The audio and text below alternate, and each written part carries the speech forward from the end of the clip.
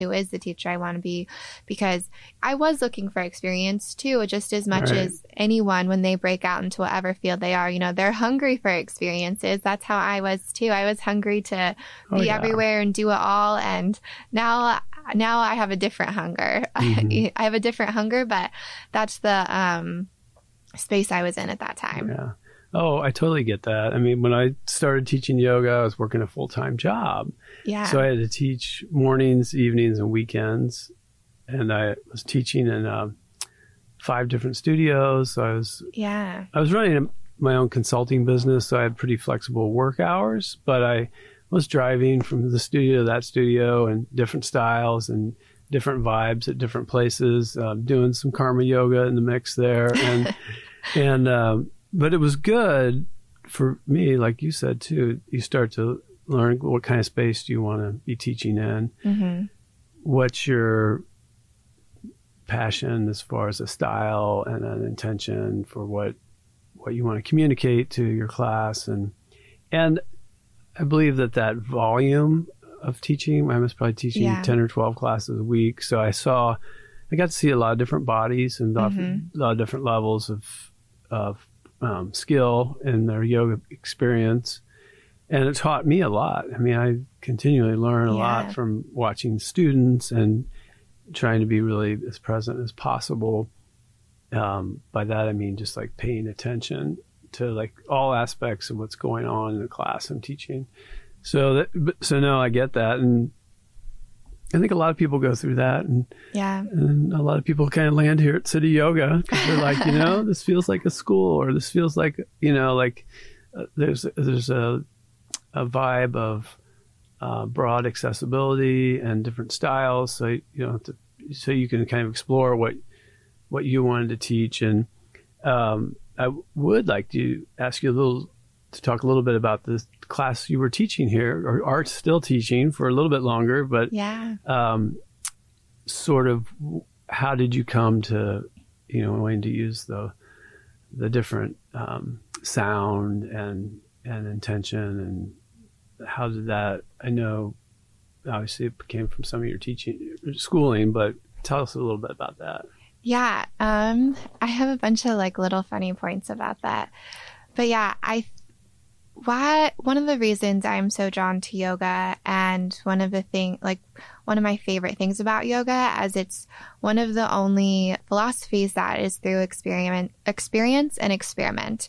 And through that experiment and experience, I think you can have a deeper connection with yourself and a deeper connection with God. And that's whatever divinity is for you.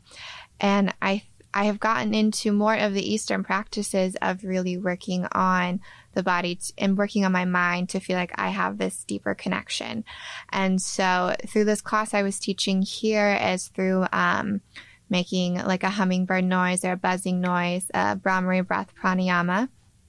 And through making that noise, you start to get really still, and your thoughts start to get super still. And I really have to plan out the class and plan out the postures. Like I could teach a class on the fly, but this one, even when I am teaching the class, since I am humming too, like I can't really be calculating the next couple things ahead. Like it's way easier if I just have it right there.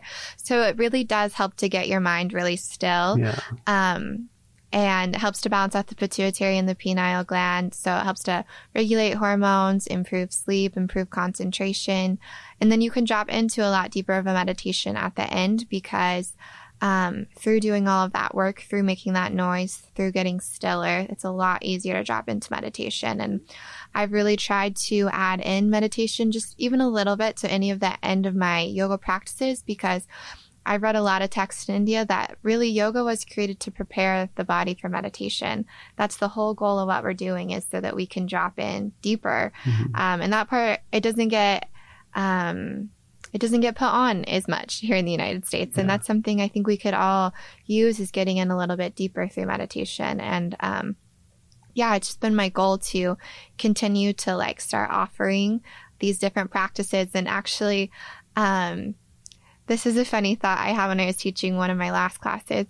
When we were all up, like before we were saying namaste, or like there were some moments of stillness, I was thinking about how like 2 years ago, I wrote on my yoga bio, like I was really trying to create themes and create opportunities for people to go deeper, but I wasn't really sure how I was going to do that. But I wrote on my yoga bio that I really want to make my classes more of a journey inward. And sometimes I'd be like, I feel like a phony. I did not plan a theme that, I would kind of hold myself accountable. I'm like, I didn't give them as good of stuff to like get in deeper.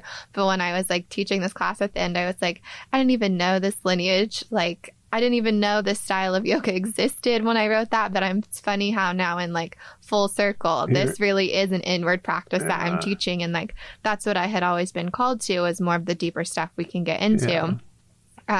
So yeah, it was really funny for me to like see that come full circle in my life too. Oh, you embodied it. Yeah, I was trying to. I felt like a phony for a while, but I mean, it was always there. And I had done a lot of writing, on what I was attracted to in yoga. So like, even when I was a kid, what did I like about yoga? What kept me going? And I always just liked the end of class and the moments of stillness at the end of class, or the quotes and the inspiration and invitation for personal growth. Like that's what I had always been most attracted to in yoga. And so now it's just like, now I'm figuring out how I can give people these tools and share them in a stronger way. Yeah. Well, that's cool. And I think part of what you may have experienced, it sounds like in the East, is that it's a little more, I guess I could use the term mature culture, in that they've had lots of time to embody these practices. Yeah. And come to a sense of where they want to go and what's most important to them, and that, devoting time or energy to something. And the thing that I think it's important to remember in the West too, like yoga really didn't start getting traction here till maybe 50 years ago. Yeah. It was here longer than that, but for the most part, and it became very physical. Mm-hmm. And if you look at kind of what was going on in our culture, but say between the 70s and now, this like idea of do more, be more, produce more. That idea got like on steroids. The cars got faster. The digital age that was just distant on the horizon, like exploded. The .com boom, the advances in technology and in medicine, and so like the vibration of our culture got really, really almost chaotic and very, and I think it shows in the people that in the levels of stress and anxiety and all these disorders and the level of distraction. Yep. And what is like early in the Yoga Sutras, and it's talking about what's the purpose of yoga and calming the chatter of the mind, and how do we get there? Why do we do that? And then as we recognize our thoughts and calm our thoughts, then we can see our true self. But there's this idea of there's these certain thoughts are cause more trouble than other thoughts, and three of the big ones are the distracting thoughts, and which are usually driven like pain or pleasure, but they're that part of the brain. And then the fear is another big one, and then uncertainty. And when I think about it, that was written thousands of years ago, and there's various translations on that, but those are kind of the three big types of thoughts that yoga is really designed to calm. Mm-hmm. And those are like three types of thoughts that our culture is driven on. Yeah. Isn't it? So true. Isn't it true? Yeah. I mean, fear, distraction, uncertainty. Who do you know that doesn't live in those buckets some part of their day, if not all of them? Yeah.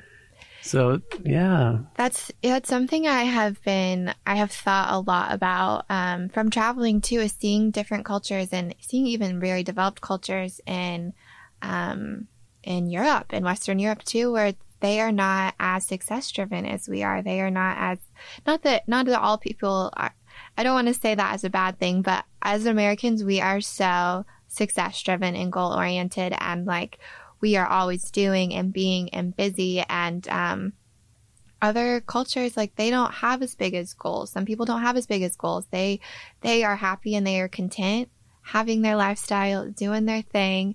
And I think there's like so much beauty in that simplicity though. You know, I like teeter-totter in a lot of different ways with that concept, because it's like, that's also why I want to go back to Sri Lanka and teach yoga again, is because I miss the simplicity, I miss the stillness. But then also from experiencing other cultures, I realize how much opportunity we have in the United States. And that, so we are so success driven and we are so ambitious, but we have so much opportunity here. Like, so yeah, it is awesome. But, you know, part of me is like, well, I want to capitalize on this opportunity that I've been given. This is a huge privilege that I just somehow lucked into being American here, you know, I just somehow lucked into that. But I think it's beautiful, though, that people can be happy and content just being. And I think, you know, a lot of people here in the United States, we need to get back to promoting just being. Just being is something that it's so hard to do here. It's so hard to do nothing. And in my classes too, I've been really working on stillness. And like, I think people probably don't like it. They're like, sometimes this stillness is painful, but that's because we are in a culture where we're always hit with so much. We're always so busy in the mind. Like, I've heard people complain about yoga class because there's no music, but it's like, I think music, I like it in a yoga practice sometimes, yes, but it's just another thing to keep you busy, to keep you distracted, to draw your mind to. Like, if we're really trying to narrow it in and angle in, like, we really have to tune out all of those things, you know, work on the practice of getting stiller. And I think everyone needs that more here. Yeah.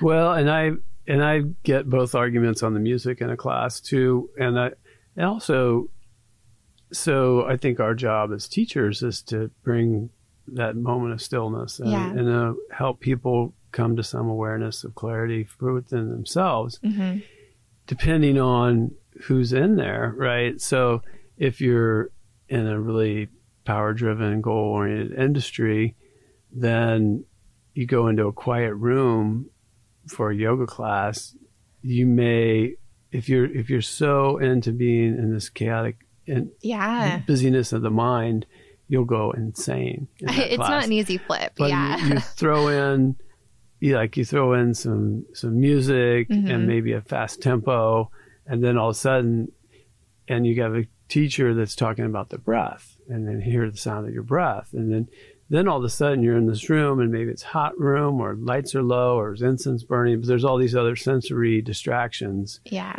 But the teacher's trying to get you to be on your mat and not pay attention to what the person next to you is doing, and focus on your breath and sensations of the body. Then you're training the mind to find some single point of focus and stillness in the midst of a lot of chaos. And you can't, it's pretty much American culture is a lot of chaos. It is chaos. I think that's why it's like yoga has evolved in the West, in America in particular, the way it has, because of the nature of the culture that it's thriving in. Yeah. So, and that's why people love it, because they can step off the spinning wheel and sit in their class and be like, oh, and they walk out feeling different, feeling better, feeling some relief or betterment in their own person. So, and I think it's continually evolving. I talk to a lot of teachers from. I think people are continually evolving in what they like and what they can handle and what styles they're drawn to. That's not a linear thing as well, you know? Yeah. And I talk to teachers from all over the country and East Coast, West Coast, and traveling yogis like yourself. And really 5 or 10 years ago, there's sort of an awakening in the Midwest. You could kind of almost palatable. People were like, like yoga was starting to get traction here. And then there was just this evolution that was happening, and you'd see it in little communities really simultaneously in disconnected communities. So you'd be in Indianapolis and see a trend evolving, and then you go to Wisconsin and visit some studios and see the same thing, and or go over somewhere in Ohio or somewhere in the South, and recognizing that on the East Coast and West Coast, that was happening 25 years ago. Yeah. Like there was a few studios that started getting traction and started getting bigger. and the consciousness kind of shifted. So at like any given moment, there's a lot of things going on,